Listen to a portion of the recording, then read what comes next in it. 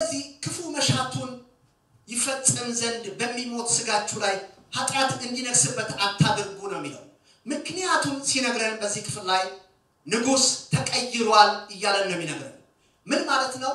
ከዚህ በፊት ሳራክስ በእኛ ላይ እንዲነግስ መፍቀድን ማቆም እንዳለብን ነው። ምክንያቱም የቀደመው ንጉስ እሱ እኛ ስለሞትን አሁን ገዥነቱን እግዚአብሔር በክርስቶስ ኢየሱስ ከኛ ላይ አንስቶታልና ነው። እግዚአብሔርን እጅግ አድርገን እናመሰግናለን። ስለዚህ ወንድሞቼና እህቶቼ ንጉስ ስለተቀየረ ከዚህ በኋላ ንጉሳችን የእግዚአብሔር ልጅ ኢየሱስ ስለሆነ ለሱ ለኃጢአተኛ ማንነታችን መገዛት እንደሌለብን የእግዚአብሔር ቃል ይናገራል። ክፉ መሻቱን ለመፈጸም ያዘናል። ግን ምላሻችን ምንድነው ብንል ያንን ክፉ መሻቱን አልቀበልም ብለን በአዲሱ ንጉስ መስተዳድር ውስጥ መግባታችንን ልንነግረው ይገባል። ወገኖቼ ዛሬ ልንጠይቀው የሚገባው በእውነት በእኔና በእናንተ ላይ ማን ነው ዛሬ ንጉስ ሆኖ የሚያዘው? በእውነት ኢየሱስ ክርስቶስ በእኛ ላይ ንጉስ ሊሆን ይፈልጋል።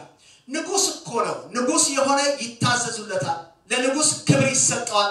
ለንጉስ እንቢ ማለት እንደማይቻል ሁሉ ከዚህ በኋላ ወንድሞቼና እህቶቼ ለኃጢአተኛ ማንነታችን እንቢ ልንልና ለአዲሱ ንጉስ ለኢየሱስ ልንገዛለት ይገባል። ለምን? ስልጣኑን የተነጠቀ መሪ ስለሆነ ከዚህ በኋላ ኃጢአት እኛን እንደማይገዛን ጳውሎስ ይነግረናል። መጽሐፍ ቅዱሳችን በሮሜ 13 ቁጥር 14 ላይ ምኞቱን ይፈጽም ዘንድ ለስጋ አታስቡ ይላል። ይሄ ክፉ መሻቱን እንድናደርግለት በውስጣችን ያለው የኃጢአተኛ ማንነት ወደኛ መጥቶ ብዙ ነገር ሲነግረን ያንን እንዳንፈጽምለት የእግዚአብሔር ቃል ያዘናል። ሶስተኛ ጳውሎስ የሚያቀርብልን ነገር ምንድነው ብንል በሮሜ 6:13 ላይ ብልቶቻችሁን የክፋት መሳሪያ አድርጋችሁ ለኃጢአት አታቀርቡ፣ ይልቁንም ከሞት ወደ ሕይወት እንደተሻገሩ ሰዎች አድርጋችሁ ራሳችሁን ለእግዚአብሔር አቅርቡ እያለ ይነግረናል። በሶስተኛ ደረጃ ጳውሎስ እንድናደርገው የሚፈልገው ብልቶቻችንን ለዚህ ንጉስ እንድናቀርብለት ነው የሚያዘን። እግዚአብሔርን እጅግ አድርገን እናመሰግናለን። እያንዳንዱ የአካላችን ክፍል በእውነት ኢየሱስ ክርስቶስ ንጉሳችን ከሆነ እያንዳንዱ ብልቶቻችንን ለንጉሱ እንድናቀርብለት ነው የሚያዘን። በእውነት ኢየሱስ ንጉስ ከሆነ እንደሱ ነው የምናደርገው። እግሮቻችንን ለንጉሱ መስጠት እንዳለብን፣ ለምን እግሮቻችን ወደ አልተፈለገ ቦታ እንዳይሄዱ፣ አእምሮአችን ክፉ ነገሮችን እንዳያስብና እንዳያሰላስል፣ አይኖቻችን ሊያረክሱን የሚችሉ ነገሮችን እንዳናይና እንዳንረክስ፣ እጆቻችን ለሰዎች እርዳታ እንድናደርግ መላው አካላችንን ለንጉሱ እንድናቀርብለት ነው በዚህ ክፍል ላይ የሚያዘን።